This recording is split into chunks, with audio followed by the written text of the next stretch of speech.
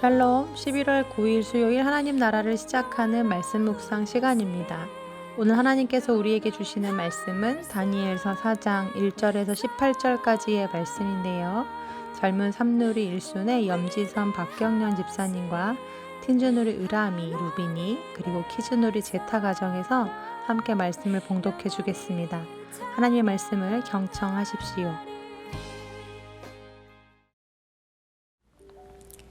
느부갓네살 왕은 천하에 거주하는 모든 백성들과 나라들과 각 언어를 말하는 자들에게 조서를 내리노라. 원하노니 너에게 큰 평강이 있을지어다. 지극히 높으신 하나님이 내게 행하신 이적과 놀라운 일을 내가 알게 하기를 즐겨하노라. 참으로 크도다. 그의 이적이여 참으로 능하도다. 그의 놀라운 일이여 그의 나라는 영원한 나라요 그의 통치는 대대에 이르리로다.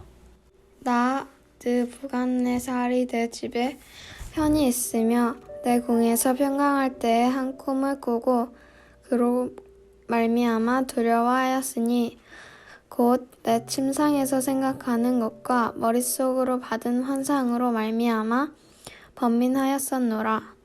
이러므로 내가 명령을 내려 바벨론의 모든 지혜자들을 내 앞으로 불러다가 그 꿈을 해석을 내게 알게 하라 하였더라. 그때 박수와 술객과 갈대아 술사와 점쟁이가 들어왔으므로 내가 그 꿈을 그들에게 말하였으나 그들은 그 해석을 내게 알려주지 못하였느니라. 그 후에 다니엘이 내 앞에 들어왔으니 그는 내 신의 이름을 따라 벨드사살이라 이름한 자요 그의 안에는 거룩한 신들의 영이 있는 자라. 내가 그에게 꿈을 말하여 이르되 박수장 벨드사살아 네 안에는 거룩한 신들의 영이 있은즉 어떤 은밀한 것이라도 내게는 어려울 것이 없는 줄을 내가 아노니 내 꿈에 본 환상 해석을 내게 말하라. 내가 침상에서 나의 머릿속으로 받은 환상이 이러하니라. 내가 본즉 땅의 중앙에 한 나무가 있는 것을 보았는데 높이가 높더니 그 나무가 자라서 견고하여지고 그 높이는 하늘에 닿았으니 그 모양이 땅끝에서도 보이겠고 그 잎사귀는 아름답고 그 열매는 많아서 만민의 먹을 것이 될 만하고 들짐승이 그 그늘에 있으며 공중에 나는 새는 그 가지에 깃들이고 육체를 가진 모든 것이 거기에서 먹을 것을 얻더라. 내가 침상에서 머릿속으로 받은 환상 가운데 또 본즉 한 순찰자 한 거룩한 자가 하늘에서 내려왔는데 그가 소리질러 이처럼 이르기를 그 나무를 베고 그 가지를 자르고 그 잎사귀를 떨고 그 열매를 해치고 짐승들을 그 아래에서 떠나게 하고 새들을 그 가지에서 쫓아내라. 그러나 그 뿌리의 그루터기를 땅에 남겨두고 새와 노줄로 동이고 그것을 들풀 가운데에 두어라. 그것이 하늘 이슬에 젖고 땅의 풀 가운데에서 짐승과 더불어 제 몫을 얻으리라. 또 그 마음은 변하여 사람의 마음 같지 아니하고 짐승의 마음을 받아 7대를 지내리라. 이는 순찰자들의 명령대로요 거룩한 자들의 말대로이니 지극히 높으신 이가 사람의 나라를 다스리시며 자기의 뜻대로 그것을 누구에게든지 주시며 또 지극히 천한 자를 그 위에 세우시는 줄을 사람들이 알게 하려 함이라 하였느니라. 나 느부갓네살 왕이 이 꿈을 꾸었나니 너 벨드사살아 그 해석을 밝히 말하라. 내 나라 모든 지혜자가 능히 내게 그 해석을 알게 하지 못하였으나 오직 너는 능히 하리니 이는 거룩한 신들의 영이 내 안에 있음이라. 여러분, 꿈 자주 꾸시나요? 혹시 지금까지 꾸신 꿈 중에 기억에 남는 꿈이 있다면 어떤 내용의 꿈인가요? 저는 기억에 남는 꿈이 2가지가 있는데요. 첫 번째는 시골 저희 친정집 뒷산에 불이 났는데 얼마나 불길이 무섭게 번지던지 저희 집에까지 옮겨 붙는 건 아닐까 꿈을 꾸는 내내 엄청 무서워하고 긴장했던 기억이 하나 있고요. 2번째 꿈은 저희 집 둘째가 옛날 푸세식 화장실에 빠졌는데 제가 너무 놀라서 순간 손을 집어넣어서 아이를 빼냈거든요. 그런데 이상하게도 아이가 하나도 더러워지지 않고 깨끗하게 그대로 나오는 겁니다. 그렇게 아침에 잠을 깼는데 얼마나 꿈이 생생하던지. 네, 그래서 제가 그 다음에 한 일이 무엇이었는지 아십니까? 제일 먼저 핸드폰을 열어서 네이버 창에다가 이렇게 적었습니다. 불이 나는 꿈, 똥통에 빠지는 꿈. 네, 그런데 알고 보니까 엄청 좋은 꿈이더라고요. 그래서 그러면 안 되지만 혹시나 하는 마음에 로또를 사러 갔던 기억이 있습니다. 시장길을 지나서 로또를 사러 가면서 하나님께서 이걸 당첨되게 하실 리가 없다. 이렇게 생각했지만 또 한편 혹시나 만에 하나 당첨이 된다면 또 이 돈을 어떻게 쓸지 즐거운 상상을 하면서 엄청 기분이 좋았었던 그런 기억이 납니다. 로또 판매점에 들어가서 로또를 사서 둘째 아이와 관련된 모든 숫자를 조합해 로또 번호를 찍었죠. 그리고 기대하는 마음으로 추첨 시간을 기다렸는데요. 결과는 어떻게 되었을까요? 하나도 맞지 않았습니다. 그냥 개꿈이었던 걸로, 재미있는 경험 한번 했던 걸로 은혜롭게 마무리가 되었습니다.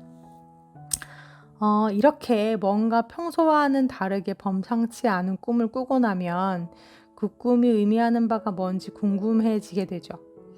오늘 본문의 느부갓네살 왕 역시도 어느 날 한 꿈을 꾸게 됩니다. 땅 한가운데 나무 한 그루가 서 있는데 그 나무가 점점 자라더니 하늘 끝까지 자라게 된 거죠. 그 웅장한 키만큼 무성한 가지와 잎사귀, 그 사이로 아름답고 탐스러운 열매들이 주렁주렁 맺혀 있고 땅 아래에는 들짐승들이 그 나무 그늘을 쉼터 삼아 그득히 모여 있습니다. 가지에는 온갖 새들이 날아와 지저귀고 온 세상 사람들이 그 나무 열매를 따먹으며 즐거워하는 모습이 보이죠. 그런데 갑자기 하늘에서 한 천사가 내려오더니 큰 소리로 이렇게 외치는 겁니다. 그 나무를 베고 가지를 찢고 잎사귀를 떨며 그 열매를 흩어버리고 짐승들을 그 나무 아래에서 몰아내고 새들을 그 가지에서 쫓아내어라.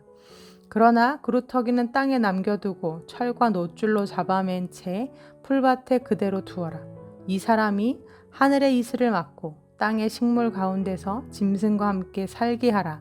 그가 7년 동안 사람의 마음을 갖지 않고 짐승의 마음을 갖게 될 것이다. 이렇게 무시무시한 이야기를 한 뒤에 또 연이어 말하기를 이것은 가장 높으신 하나님이 인간 나라를 다스리시고 자기 뜻대로 누구에게든지 나라를 주시며 그가 원하시면 가장 천한 자도 왕위에 앉힌다는 사실을 온 세상 사람들이 알게 하기 위해서이다 라고 말을 합니다. 그리고 느부갓네살 왕은 잠에서 깨게 되죠. 이 꿈이 무슨 뜻인지는 몰라도 느부갓네살 왕도 이 꿈이 길몽이 아닌 흉몽이라는 건 바로 직감할 수 있었을 것입니다. 오늘 본문 5절 말씀에 보면 이 꿈으로 말미암아 느부갓네살이 두려워하고 번민하였다라는 기록이 있습니다. 그래서 느부갓네살 왕은 바로 바벨론의 모든 지혜자들을 불러서 꿈을 해석하게 하죠. 하지만 어느 누구도 느부갓네살에게 그 꿈에 대해 알려주는 이가 없음으로 인해 느부갓네살은 그 다음 차순으로 다니엘을 불러옵니다. 그리고 이렇게 이야기하죠. 9절 말씀입니다.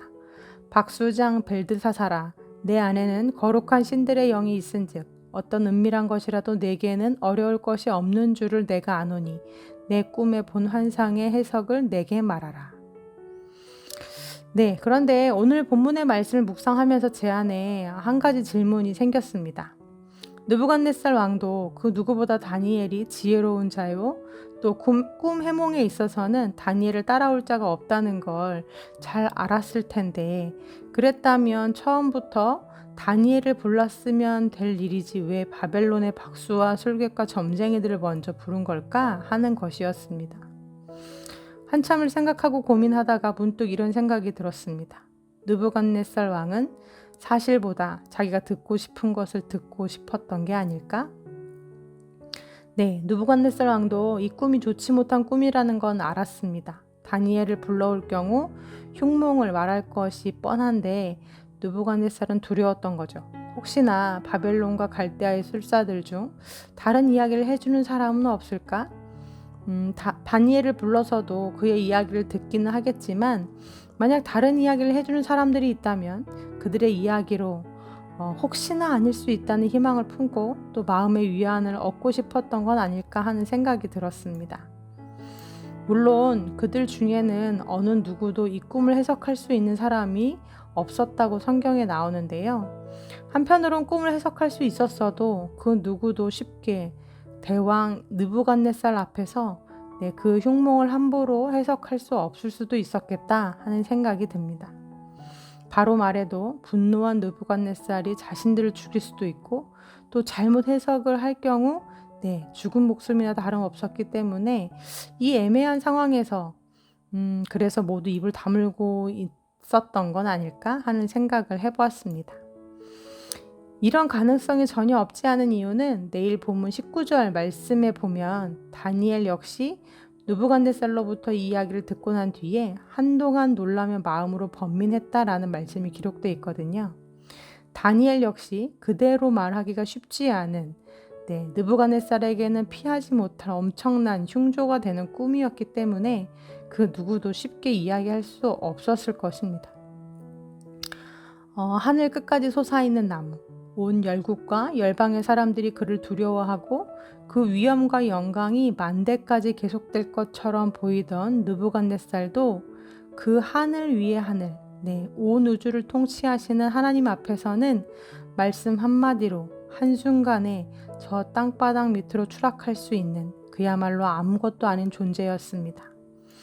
느부갓네살이 아무리 부인하고 싶고 또 피하고 싶다 하더라도 그가 어찌할 수 있는 문제가 아니었습니다. 고대 중근동 지방 대부분을 다스리고 패권을 장악했던 대바벨론 제국의 제왕 느부갓네살은 이제서야 깨닫고 두 손을 들게 되죠. 다니엘이 믿고 있던 여호와 하나님 그분이야말로 온 세상과 역사를 다스리시고 주관하시는 참 신이시오 지극히 높으신 분이심을 이제서야 고백하게 됩니다. 결코 꺾일 것 같지 않던 느부갓네살, 그가 한순간에 꺾입니다. 다니엘이 했던 것이 아닙니다. 살아계신 하나님께서 스스로 일하셨습니다. 사랑하는 우리 우신가족들, 하나님이 일하십니다. 불가능을 가능으로 만드시고 길이 없는 곳에서 길을 내시며 그분의 뜻을 이루어 가십니다. 그러니 낙심하지 말고 기도해야 할 이유가 여기에 있습니다. 그 대쪽 같던 느부갓네살이 스스로 낮아져서 하나님을 인정하고 그의 입술로 하나님을 찬양하는 기적이 일어났던 것처럼 우리에게도 그날은 올 것입니다. 바늘로 찔러도 피 한 방울 날 것 같지 않던 느부갓네살이 그의 인상 가운데에서 만나게 된 다니엘의 삶을 지켜보면서 결국 이렇게 고백하죠. 그의 안에는 거룩한 신들의 영이 있다고요. 우리가 할 일은 그저 오늘도 또 내일도 우리 안에 계신 거룩하신 하나님을 모시고 함께 살아가는 것입니다. 어느 날 주님께서 일하실 때 우리도 그러한 고백 듣기를 소망합니다. 너를 보니 내 안에 하나님이 살아계심이 보였다고요. 끝까지 낙심하지 않고 또 오늘 그 믿음의 삶을 살아가는 우리 우신가족들 되기를 간절히 소망합니다. 아멘. 함께 기도하시겠습니다. 하나님, 결국 하나님이 하십니다. 느부갓네살에게 하나님의 하나님 되심을 보여주셨던 하나님, 지극히 작은 자가 하나님이 하시는 큰 일을 행할 수는 없겠지만 그저 오늘의 현실에서 낭망하지 않고 주님의 때를 기다리며 기도하게 하여 주옵소서. 하나님께서 일하실 때까지, 하나님께서 나를 사용하실 때까지 주님과 매일을 동행하며 오늘 내가 살아내야 할 그 믿음의 삶을 꿋꿋이 그리고 담대히 살아내는 믿음의 사람들 다 되게 하여 주옵소서. 예수님의 이름으로 기도합니다. 아멘. 말씀을 마쳤습니다. 오늘의 말씀을 묵상하며 혹시 이 시간 떠오르는 사람이나 또 기도의 제목이 있으시다면 오늘도 내려놓지 말고 기도해야 할 이 기도의 제목들로 함께 계속해서 기도하시면 좋겠습니다. 함께 기도하시겠습니다.